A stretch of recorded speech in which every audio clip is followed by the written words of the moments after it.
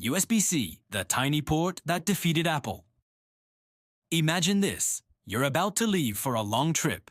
In your bag, you've got a laptop, a tablet, a gaming console, and your phone. Not so long ago, this meant half your backpack was filled with bulky chargers and cables of every possible shape. Today, one single cable brings all of them back to life. But how did the tech world finally break its obsession with a different cable for every device? You probably remember the old USB-A plugs. Plugging them in correctly felt like a mathematical impossibility. First try. Wrong. That tiny oval USB-C connector didn't just end the frustration of plugging things in upside down. It also won a massive geopolitical battle in the tech world. And if you're ready, let ES uncover the enormous power hidden behind this tiny port, and the checkmate move the European Union made against Apple. The dark ages of the 90s and the lie of Universal. To understand why USB-C feels like a miracle, we have to go back to the dark ages of the 1990s. The back of a computer looked like the engine room of a spaceship. One port for the mouse, another for the printer, a completely different one for a joystick. And none of them spoke the same language.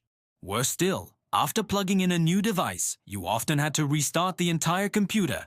In 1996, USB, Universal Serial Bus, arrived, promising a future where everything would work with a single plug.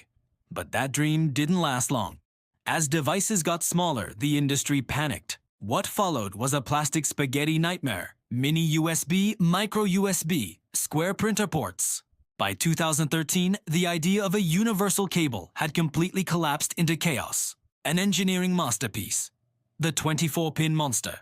In 2014, tech giants finally sat down at the same table, and USB-C was born.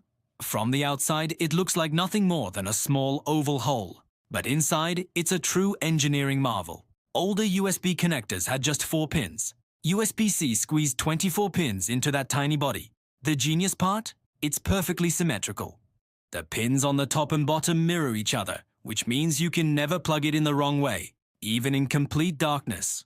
But those pins aren't just about convenience. They unlock a superpower called alternate mode. With the same cable, USB-C can send 4K video to a monitor, deliver high-quality audio, and transfer massive amounts of data, all at once. Power shifts and Apple's resistance. USB-C's biggest advantage is its power delivery capability. Older USB standards could only handle about 2.5 watts, barely enough to slowly charge a phone. Modern USB-C cables can deliver up to 240 watts of power. That's why bulky laptop chargers are disappearing. So if USB-C was this perfect, why did we have to wait until the iPhone 15? Here's the twist. Apple was actually one of the creators of USB-C.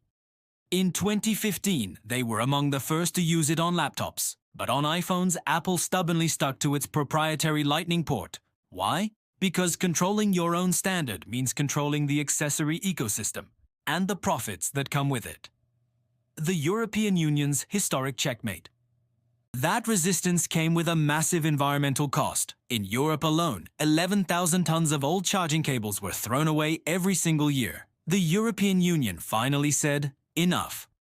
A historic law was passed, requiring all electronic devices to use USB-C by the end of 2024. For Apple, it was checkmate. Either abandon the European market or comply. With the iPhone 15, the iconic Lightning port officially became history.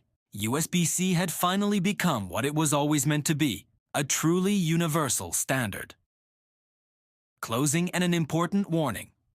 Before we end, there's one important warning you should remember. Not all USB-C cables are the same.